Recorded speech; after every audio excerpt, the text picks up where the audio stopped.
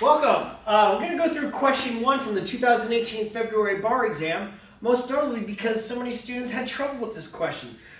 Out of the 5 essays, this was the one that was the toughest according to most applicants, so let's just take a look at it and dispel the myth that it's difficult. Okay, let's take a look at call number 1. Now, a lot of people will tell you you have to spot the issues on California bar exam, issue spotting, and I laugh every time I hear that because the exam's really not about issue spotting. It's about applying the law correctly. I'll prove it. Will Beverly be able to rescind? That means cancel. Rescission is canceling the contract, undoing it and starting from like it never happened, so we cancel the whole transaction. Is Beverly able to rescind the contract with Austin on the basis of misrepresentation and or non-disclosure?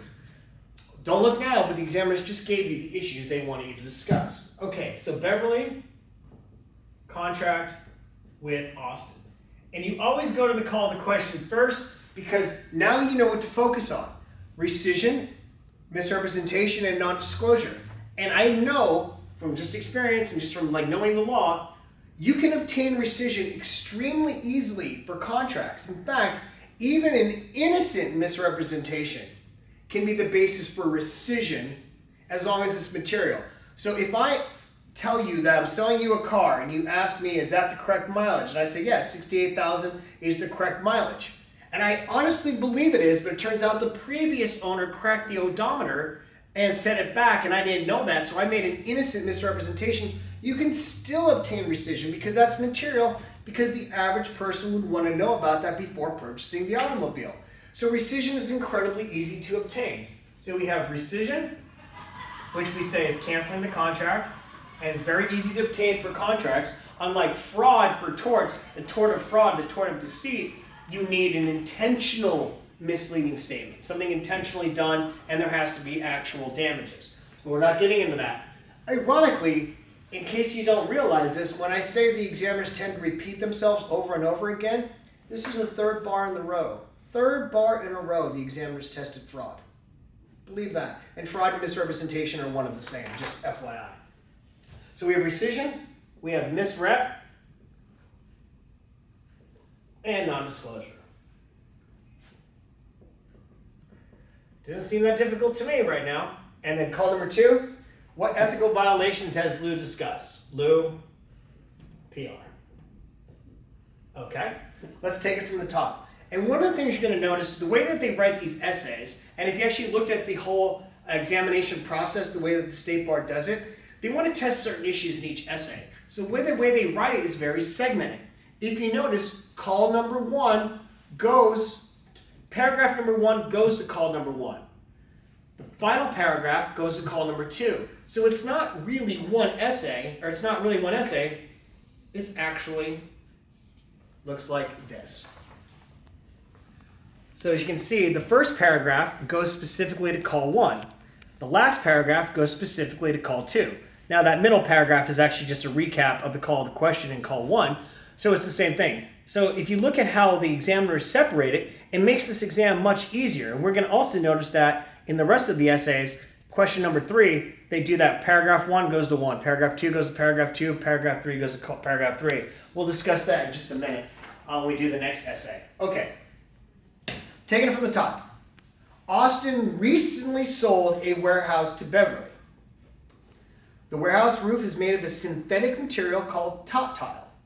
Now this contract involves the sale of commercial property, not residential property, which is, I'm not quite sure the examiners were looking for this, but according to Preel's Hornbook on Contracts, 7th edition, that the as-is clause and caveat emptor still actually applies to commercial property, whereas it doesn't apply to residential. That's a whole other issue I'm probably not going to get into until the examiners release the actual answer they were looking for.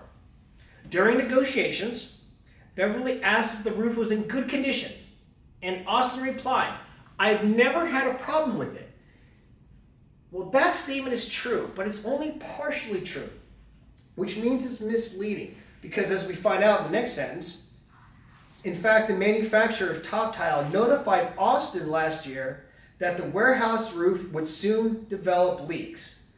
So, although Austin has never had a problem with it, and that might be truthful, The fact that he's not disclosing the rest of the information makes the statement a partial or half-truth, and it's misleading because without those additional facts, it implies that the roof is completely fine, when it's not, because you're eventually going to have problems with it.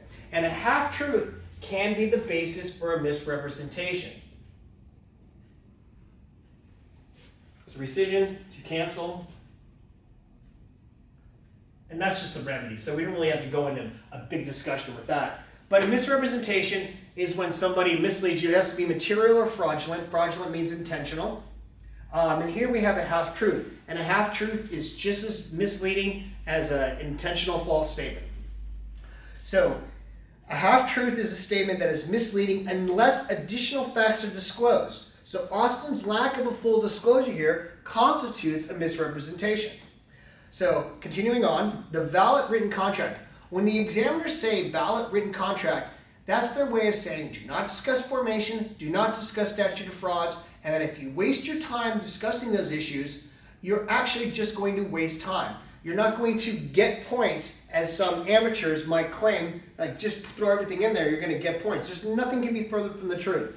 If that was the case, why not just discuss everything you know about contracts? Why would there even be a fact pattern? Think logically, people. When somebody tells you that, question what you're hearing. I'm telling you exactly what the examiners are looking for and why you need to get it done in an hour. If you don't get an essay done in an hour, it's because you're spending time on irrelevant information and irrelevant immaterial issues, which here would be statute of frauds, which would be formation with offer, acceptance, consideration. You went into that, you just wasted time, and a grader's not even going to read it. There's no point. There's nothing you could possibly say that's going to affect my decision on whether or not what grade you're going to be. Question is, did you apply the law correctly based on the facts that are given and the issues that are presented? It's that simple. Don't make this exam to be tougher than it is. It's really not. The valid written contract to sell the warehouse specified that the property was being sold as is, with no warranties as to the condition of the structure. As is. Well, oftentimes you will think about if you're at a car lot and you're going to buy a used car and it says it's going to be sold as is. Well, just because they're selling the car as is does not give them the right to mislead, commit fraud, or make an intentional misrepresentation. So an as-is clause is valid, but it will not prevent a party from proving fraud or misrepresentation. So the as-is clause in this example has no weight and it has no validity in terms of the fact that he told her a half-truth. Okay, so that's what's going on there, the half-truth. So an as-is clause does not prevent a party from proving fraud.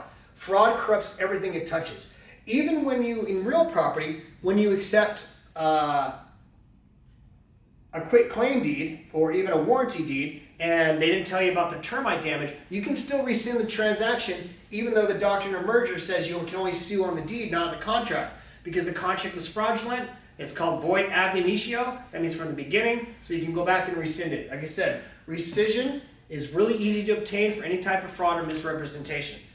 Now, with the non-disclosure, the question is, does Austin have a duty to disclose the condition of the property? Well, if a seller of real property knows of any facts materially affecting the value or desirability of the property, and also knows that such facts cannot reasonably be known or ascertained by the buyer, the seller is under a duty to disclose that. So in other words, a seller of real property has a duty to disclose hidden defects that cannot reasonably be discovered from a civil examination of the property. So Austin might have had a duty to disclose the condition of the property. If it was residential, Austin would definitely have a duty to disclose. But this is commercial, and I don't know if the examiners are getting at the fact that caveat emptor still applies. It's such a slight hornbook distinction, I can't imagine that the examiners were looking for that, although they do use the word warehouse 6 times in the fact pattern. Count it, it's 6. Okay, so non-disclosure, do you have a duty to disclose latent defects? Conclusion, I think, is immaterial. The discussion and the way you analyze it is more important than whether or not you say they have a duty, like Austin had a duty to disclose. So that's what's all going on number 1. And look at the second paragraph. After Beverly bought the warehouse, the roof immediately started leaking. We knew that was going to happen. Obviously, the examiners need to, finish the story. Beverly hired Lou, an experienced trial lawyer, and I can't imagine why that actually factors in, because the examiners usually don't use descriptive language without a reason, and executed a valid retainer agreement. Again, valid retainer agreement. Do not discuss the reasonableness of the fees or contingency fees or any type of whether it has to be in writing or whether it can be oral in California if it's a corporation, under $1,000, etc., etc. Beverly then sued Austin for rescission of the warehouse sale contract on the basis of misrepresentation and non-disclosure. So in case you missed the call of the question, they give you the issues one more time. Misrepresentation, non-disclosure. Half-truth, as is. As this clause has no bearing, it's a half-truth because it is misleading. That's the same thing as fraud, so misrepresentation. They'll be able to obtain rescission of the contract and non-disclosure. Question is, do they have a duty to disclose? Because this leaky roof will not be ascertainable by the buyer.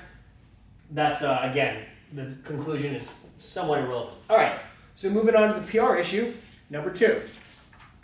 And notice that the last paragraph goes directly to call to. Lou offered the expert testimony of Dr. Kress, a chemical engineer, who had testified in other litigation concerning top tile roofs. Lou knew that Dr. Kress had previously testified that the roofs always last at least 5 years. Okay, don't forget, a lawyer in trial must not knowingly offer false evidence, which includes false testimony. But hold on, the lawyer also should resolve all doubts in favor of the client. We're not there yet, but I'm just bringing that issue to the surface so that you understand where we're going. Lou also knew from the manufacturer's specs that the roofs seem to last for an uncertain period of time indefinitely, but not in some climates. A cross-examination, the expert testified that the roofs never last 5 years. Whoa. So this expert, Dr. Kress, at one time, previously testifying in other trials, said they always last 5 years. Now he's saying he never lasts 5 years. And as the lawyer ends up repeating that statement in closing. The question is the lawyer presenting false evidence? Now most people will be like, yeah, you're lying.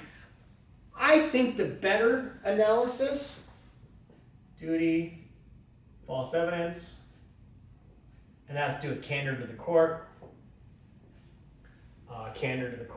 fairness to the other party.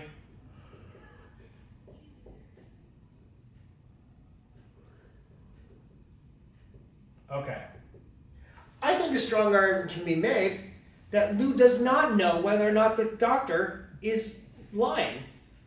Because I think it's fair to say the doctor might have changed his opinion. It's possible. I mean, if you ever think about it, have you ever been in a relationship with somebody, and when you first meet that person, you say how great that person is, and you guys break up, and you tell all your friends how terrible that person is? What's changed? Your opinion has changed. Doesn't mean you were lying before, doesn't mean you're lying now. It means that you one time thought this, and one time and now think that. So I'm just saying, it's an argument, it's a discussion I think that could have been made. Of course, when the examiners release both sample answers, I'm curious to know if they actually make that, if they actually have that discussion, which I have a feeling one of them will. Okay, so again, person has the right to change his mind, so does Lou really know whether or not the doctor is lying? Okay. So on cross-examination, the doctor testified that they never last 5 years and climate is not a factor, although the manufacturer specs say it is. So, I mean, that doesn't seem to be honest testimony, so you could probably get them lying right there.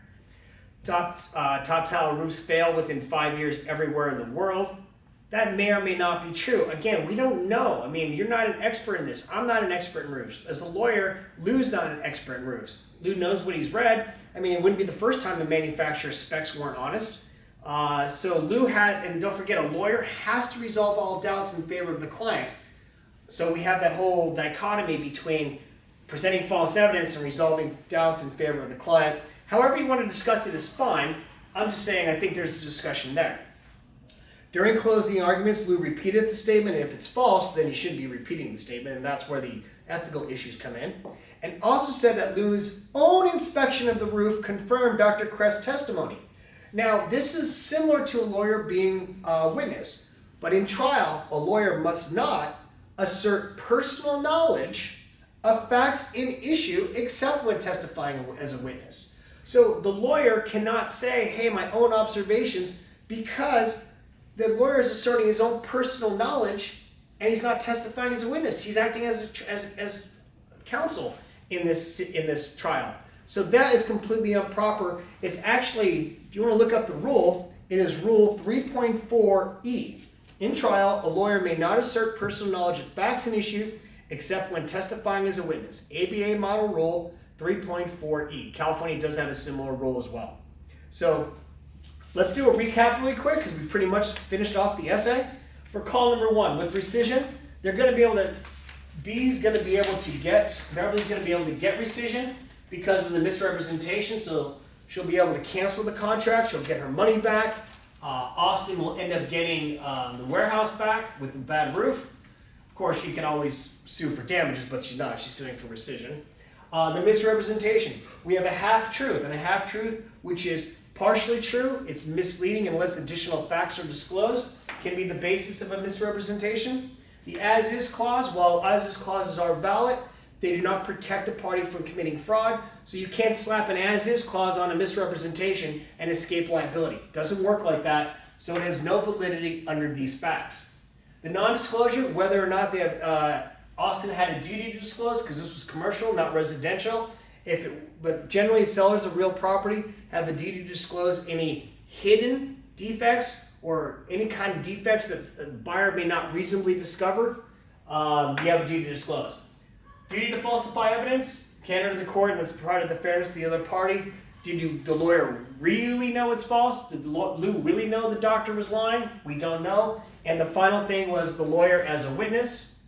And the lawyer may not assert personal knowledge in trial unless testifying as a witness. At least do a fact and issue, obviously. And that's it. That's a wrap of question 1 from 2008, February. Question 1, contracts and PR. Hopefully you understood this and it made sense. And in the future, if you have to take the bar exam, make it easy on yourself. The examiners try to do it, so make it easy on yourself. Take it easy.